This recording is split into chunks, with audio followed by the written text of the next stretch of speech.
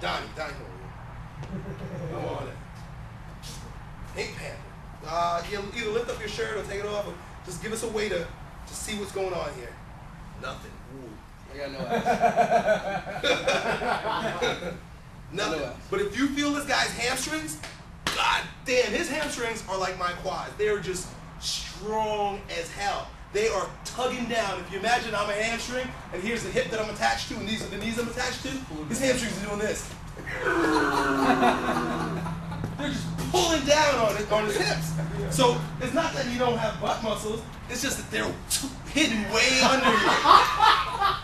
You know, that's what that is called, genetic. Yeah, I mean, and that's the other thing too. It could be due to injuries from when you were young. You said you had some knee problems when you were a kid. I had congenital hip disease. You know, it could be a lot of times, a lot of these imbalances are just due to the sedentary lifestyles that we live. You know, you sit on the couch all day long doing this, playing, you know, text messages all day long. So a lot of them are facilitated by our lifestyles.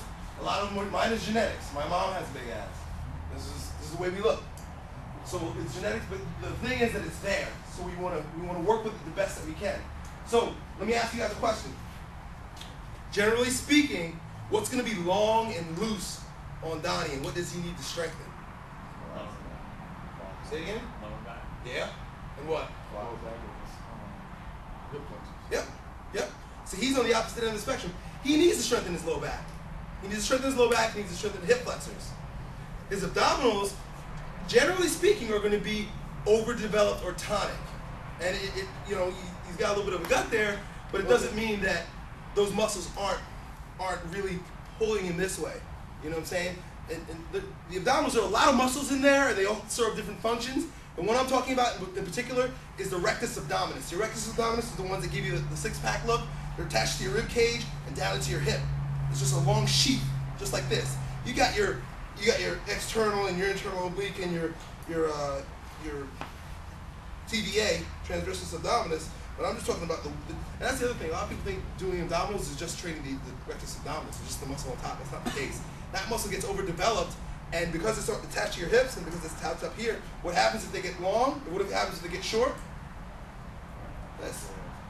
So you can crunch your ass off, and it's just going to further facilitate that imbalance and keep you with a flat butt, keep you with a weak back, and keep your hamstrings overdeveloped. You know that? I mean, honestly, if you feel this guy's hamstring, he trains hard, he trains heavy, but every time he does something, those hamstrings are just like, and the hip flexors and the low back are just like, all right, go ahead, do it. They just give in. So, in his situation, stretching the hamstrings, stretching the upper abdominals or the rectus abdominis would be advantageous. Strengthening the low back, like glute ham raise, all day. The only problem is, again, I only have one glute ham raise, and look, there's clothes on it. Because unless you're balanced, all it does is further imbalances. And I love the machine, and it makes a lot of sense on paper, but in practicality, if I get on there, you get on there, we're gonna use our low back to death. He gets on there, he's gonna use his hamstring to death. I need my hamstrings to work on there. He needs his low back to work on there. But he's gonna feed into your nervous system. Always takes the path of least resistance. Always takes the stronger muscle, the tonic muscle first. You know, so it's like it's good, but the thing is, you've got to isolate differently. So a guy like that, great exercises for him would be, and I'll pull the swing out in a minute because we're going to do all the exercises associated with both imbalances in a minute. Jackknives, anything that pulls the knees under and shortens the distance between your femur and your hip, because that's the joint, that's where your hip flexor crosses. Anything that does that pulls them in here, and anything that, like prone cobras are really good, anything that forces lumbar extension, anything that like that would be good for him, granted that he doesn't use the hamstring. Now, situation like Donnie's where the hip flexors are weak, I really like jackknives. And I like jackknives for guys like us where the abdominals are a little bit more distended than they would be for somebody with tight rectus abdominis. Typically, because of what I'm going to show you with the stick. We're going to use the stick again if I can find it. Let's get rid of that. Here are the jackknives.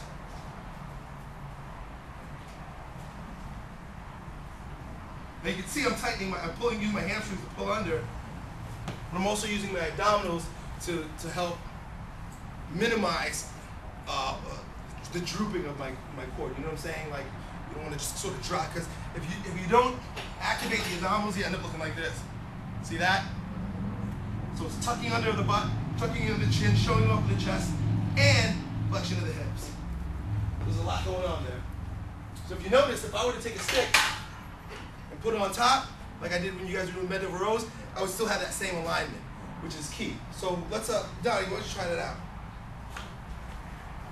It's a good exercise for you to do.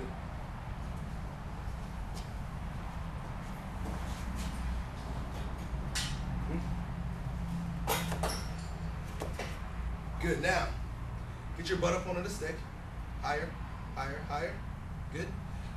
Show your chest off. Good. And go for it. Pull it. See how his body just wants to drop? All right, hang out for a second. So, because he can't use, because the hip flexors are giving him a hard time, they don't want to work, and the hamstrings, believe it or not, are doing some of the work. They're pulling his hips forward. They're doing where he already is. That's why his hips are doing this. He's already this way. As opposed to when I did it, feeding my imbalance is what I look like. He's here, I'm here. So, we're going to pick on you for a minute. Do this, but I need you to keep your butt up on my stick. I know.